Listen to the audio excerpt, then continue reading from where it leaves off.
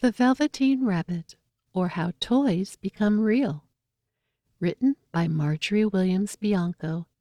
Published by Doubleday and Company, Incorporated, Garden City, New York. Illustration by William Nicholson. Read by Mary Clark. Here was once a Velveteen Rabbit, and in the beginning he was really splendid. He was fat and bunchy as a rabbit should be. His coat was spotted brown and white. He had real thread whiskers, and his ears were lined with pink sateen. On Christmas morning, when he sat wedged in the top of the boy's stocking, with a sprig of holly between his paws, the effect was charming. There were other things in the stocking: nuts and oranges and a toy engine, and chocolate almonds and a clockwork mouse. But the rabbit was quite the best of all.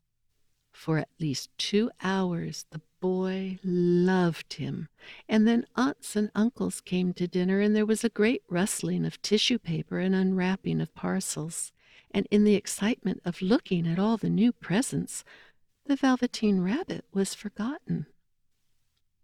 Christmas morning. For a long time he lived in the toy cupboard or on the nursery floor, and no one thought very much about him. He was naturally shy, and being only made of velveteen, some of the more expensive toys quite snubbed him.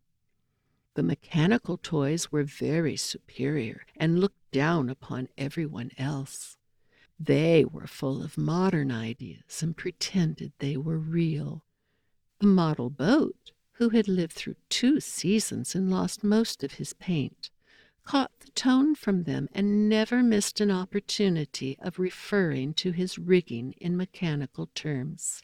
The rabbit could not claim to be a model of anything, for he didn't know that real rabbits existed. He thought they were all stuffed with sawdust like himself, and he understood that sawdust was quite out of date and should never be mentioned in modern circles. Even Timothy, the jointed wooden lion who was made by the disabled soldiers and should have had broader views, put on airs and pretended he was connected with government. Between them all, the poor little rabbit was made to feel himself very insignificant and commonplace. The only person who was kind to him at all was the Skin Horse. The Skin Horse had lived longer in the nursery than any of the others. He was so old that his brown coat was bald in patches and showed the seams underneath, and most of the hairs in his tail had been pulled out to string bead necklaces. He was wise, for he had seen a long succession of mechanical toys arrive to boast and swagger, and by break their mainsprings and pass away, and he knew that they were only toys and would never turn into anything else, for nursery magic is very strange and wonderful, and only those playthings that are old and wise and experienced like the Skin Horse understood all about it. "What is real?" asked the rabbit one day when they were lying side by side near the nursery fender before Nana came to tidy the room. "Does it mean having things that buzz inside you and a stick-out handle?" "Real isn't how you were made," said the Skin Horse. "It's a thing that happens to you. When a child loves you for a long, long time, not just to play with, but really loves you, then you become real." "Does it hurt?" asked the rabbit. "Sometimes," said the Skin Horse, for he was always truthful. "When you are real, you don't mind being hurt." "Does it happen all at once, like being wound up?" he asked, "or bit by bit?" "It doesn't happen all at once," said the Skin Horse. "You become. It takes a long time. That's why it doesn't happen often to people who break easily, or have sharp edges, or who you have to be carefully kept. Generally, by the time you are real, most of your hair has been loved off, and your eyes drop out, and you get loose in the joints and very shabby. But these things don't matter at all, because once you are real, you can't be ugly, except to people who don't understand. I suppose you are real, said the rabbit, and then he wished he had not said it, for he thought the Skin Horse might be sensitive. But the Skin Horse only smiled. The Skin Horse tells his story. The boy's uncle made me real, he said. That was a great many years ago. But once you are real, you can't become unreal again. It lasts for always. The rabbit sighed. He thought it would be a long time before this magic called real happened to him. He longed to become real, to know what it felt like, and yet the idea of growing shabby and losing his eyes and whiskers was rather sad.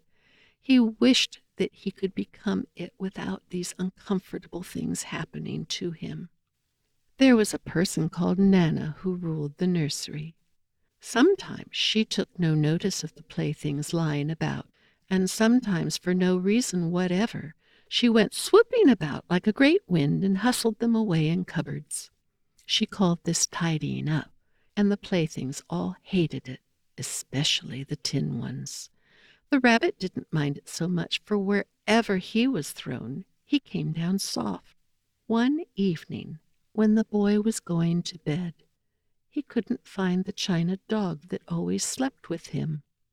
Nana was in a hurry, and it was too much trouble to hunt for china dogs at bedtime. So she simply looked about her, and seeing that the toy cupboard door stood open, she made a swoop. "Here," she said, "take your old bunny. He'll do to sleep with you." And she dragged the bunny out by one ear and put him into the boy's arms. That night, and for many nights after, the Velveteen Rabbit slept in the boy's bed. At first, he found it rather uncomfortable, for the boy hugged him very tight, and sometimes he rolled over on him, and sometimes he pushed him so far under the pillow that the rabbit could scarcely breathe.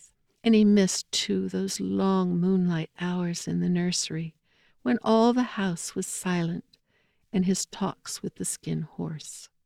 But very soon he grew to like it, for the boy used to talk to him and made nice tunnels for him under the bedclothes that he said were like the burrows the real rabbits lived in.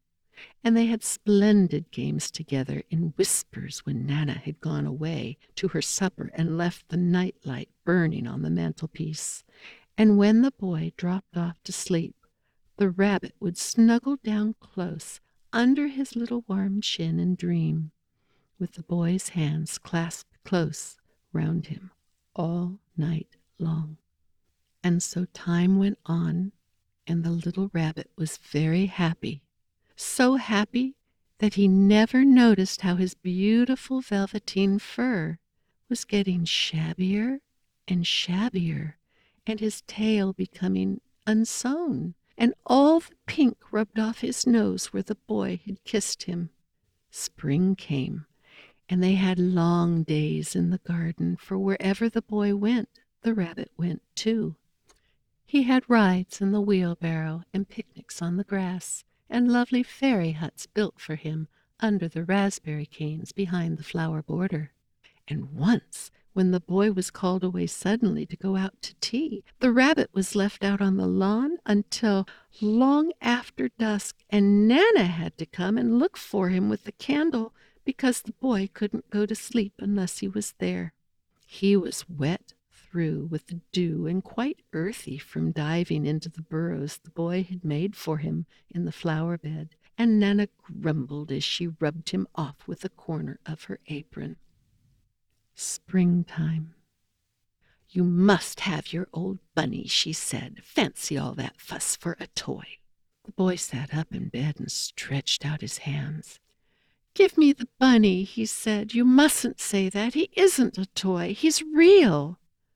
When the little rabbit heard that, he was happy, for he knew that what the Skin Horse had said was true at last. The nursery magic had happened to him, and he was a toy no longer. He was real. The boy himself had said it. That night he was almost too happy to sleep, and so much love stirred in his little sawdust heart that it almost burst, and into his boot-button eyes, that had long ago lost their polish, there came a look of wisdom and beauty, so that even Nana noticed it next morning when she picked him up and said, "I declare if that old bunny hasn't got quite a knowing expression." That was a wonderful summer. Near the house where they lived there was a wood, and in the long June evenings the boy liked to go there after tea to play. He took the Velveteen Rabbit with him, and before he wandered off to pick flowers or play at brigands among the trees, he always made the rabbit a little nest somewhere among the bracken, where he would be quite cozy, for he was a kind-hearted little boy, and he liked Bunny to be comfortable. One evening, while the rabbit was lying there alone, watching the ants that ran to and fro between his velvet paws in the grass, he saw two strange beings creep out of the tall bracken near him. They were rabbits like himself, but quite furry and brand new. They must have been very well made, for their seams didn't show at all, and they changed shape in a queer way when they moved. One minute they were long and thin, and the next minute fat and bunchy, instead of always staying the same like he did. Their feet padded softly on the ground, and they crept quite close to him, twitching their noses while the rabbit stared hard to see which side the clockwork stuck out, for he knew that people who jump generally have something to wind them up. But he couldn't see it. They were evidently a new kind of rabbit altogether. Summer days. They stared at him, and the little rabbit stared back, and all the time their noses twitched. "Why don't you get up and play with us?" one of them asked. "I don't feel like it," said the rabbit, for he didn't want to explain that he had no clockwork. "Oh," said the furry rabbit, "it's as easy as anything." And he gave a big hop sideways and stood on his hind legs. "I don't believe you can," he said. "I can," said the little rabbit. "I can jump higher than anything." He meant when the boy threw him, but of course he didn't want to say so. "Can you hop on your hind legs?" asked the furry rabbit. That was a dreadful question, for the Velveteen Rabbit had no legs at all. The back of him was made all in one piece like a pincushion. He sat still in the bracken and hoped that the other rabbits wouldn't notice. "I don't want to," he said again. But the wild rabbits have very sharp eyes, and this one stretched out his neck and looked. "He hasn't got any hind legs," he called out. "Fancy a rabbit without any hind legs!" And he began to laugh. "I have!" cried the little rabbit. "I have got hind legs. I am sitting on them." "Then stretch them out and show me, like this," said the wild rabbit. And he began to whirl around and dance till the little rabbit got quite dizzy. "I don't feel like dancing," he said. "I'd rather sit still." But all the while he was longing to dance, for a funny new tickly feeling ran through him, and he felt he would give anything in the world to be able to jump about like these rabbits did. The strange rabbit stopped dancing and came quite close. He came so close this time that his long whiskers brushed the Velveteen Rabbit's ear, and then he wrinkled his nose suddenly and flattened his ears and jumped backwards. "He doesn't smell right," he exclaimed. "He isn't a rabbit at all. He isn't real." "I am real," said the little rabbit. "I am real. The boy said so," and he nearly began to cry. Just then there was a sound of footsteps, and the boy ran past near them. And with a stamp of feet and a flash of white tails, the two strange rabbits disappeared. "Come back and play with me," called the little rabbit. "Oh, do come back. I know I am real." But there was no answer. Only the little ants ran to and fro, and the bracken swayed gently where the two strangers had passed. The Velveteen Rabbit was all alone. "Oh dear," he thought. "Why did they run away like that? Why couldn't they stop and talk to me?" For a long time he lay very still, watching the bracken and hoping that they would come back. But they never returned, and presently the sun sank lower, and the little white moths fluttered out, and the boy came and carried him home. Weeks passed, and the little rabbit grew very old and shabby, but the boy loved him just as much.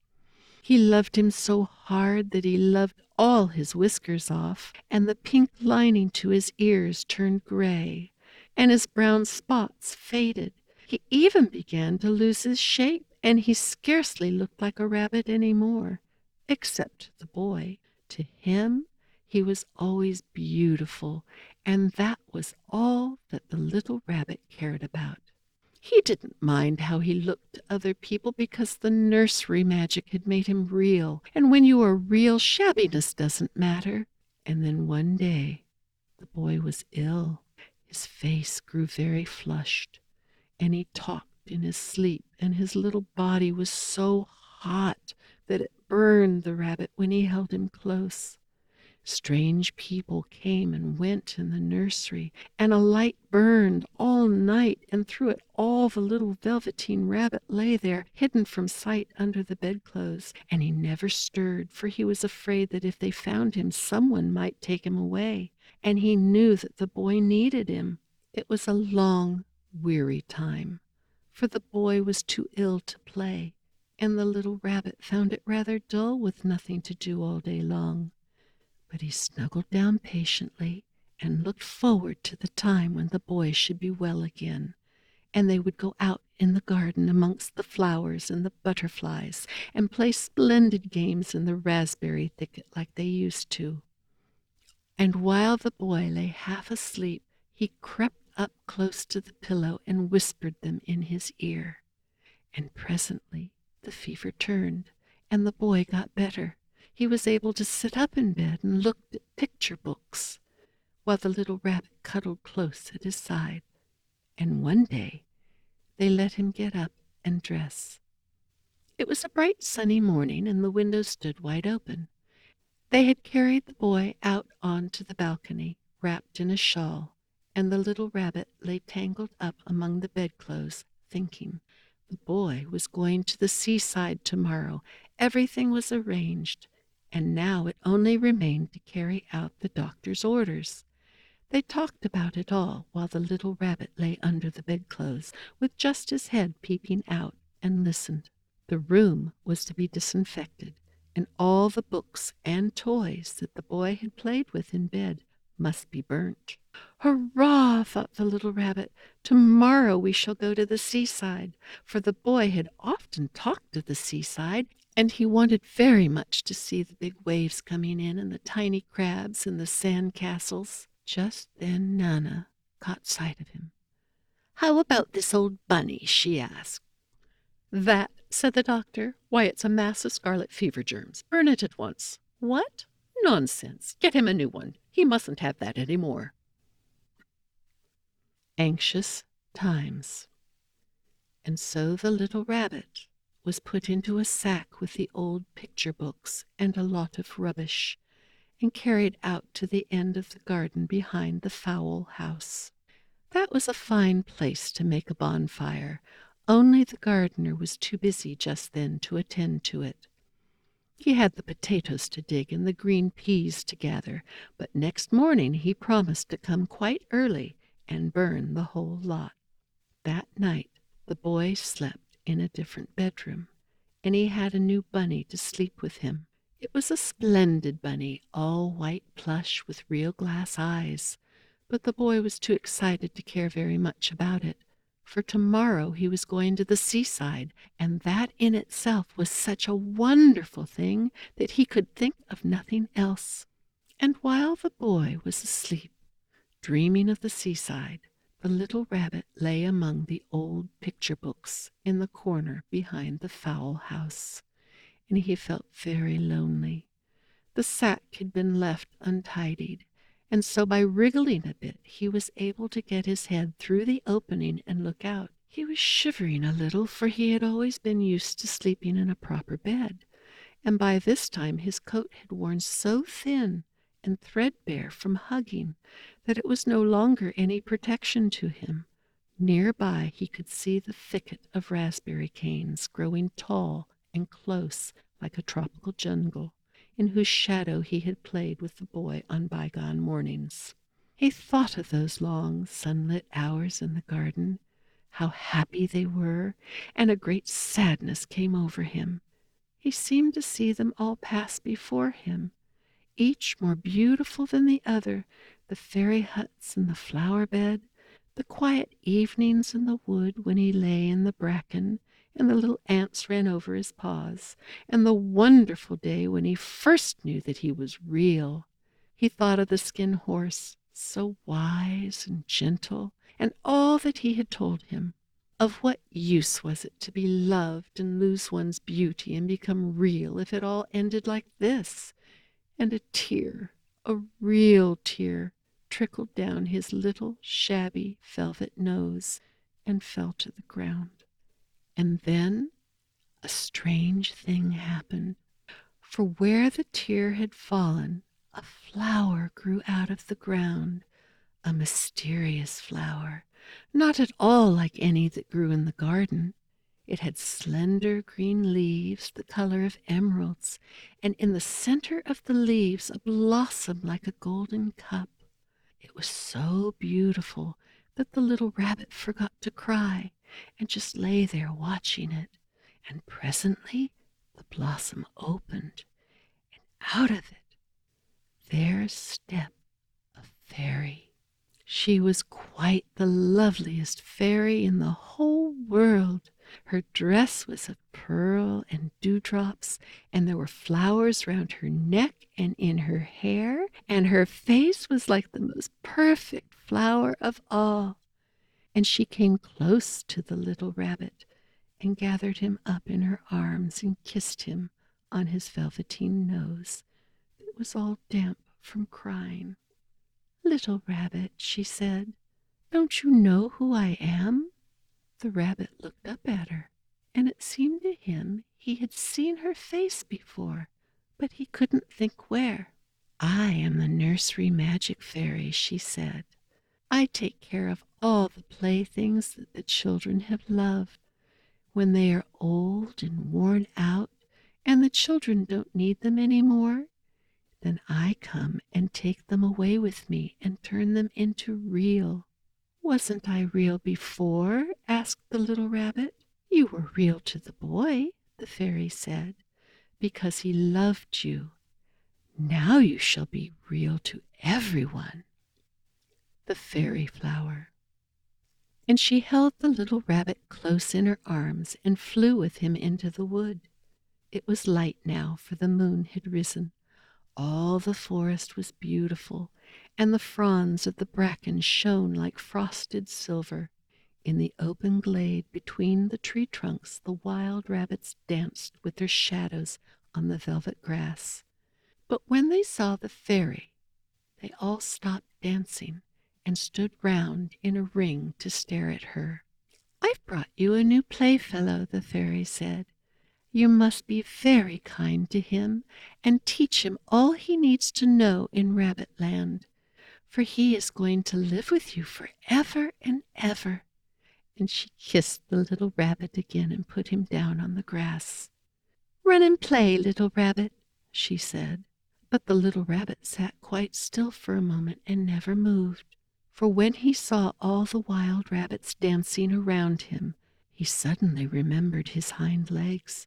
And he didn't want them to see that he was made all in one piece. He did not know that when the fairy kissed him that last time, she had changed him altogether, and he might have sat there a long time, too shy to move, if just then something hadn't tickled his nose. And before he thought what he was doing, he lifted his hind toe to scratch it. And he found he actually had hind legs. Instead of dingy velveteen, he had brown fur, soft and shiny. His ears twitched by themselves, and his whiskers were so long that they brushed the grass. He gave one leap, and the joy of using those hind legs was so great that he went springing about the turf on them, jumping sideways and whirling round as the others did, and he grew so excited that when at last he did stop to look for the fairy, she had gone. He was a real rabbit at last, at home with the other rabbits. At last, autumn passed in winter, and in the spring, when the days grew warm and sunny, the boy went out to play in the wood behind the house. And while he was playing, 2 rabbits crept out from the bracken and peeped at him. One of them was brown all over, but the other had strange markings under his fur, as though long ago he had been spotted, and the spots still showed through. And about his little soft nose and his round black eyes there was something familiar, so that the boy thought to himself, "Why, he looks just like my old bunny that was lost when I had scarlet fever." But he never knew that it really was his own bunny, come back to look at the child who had first helped him to be real.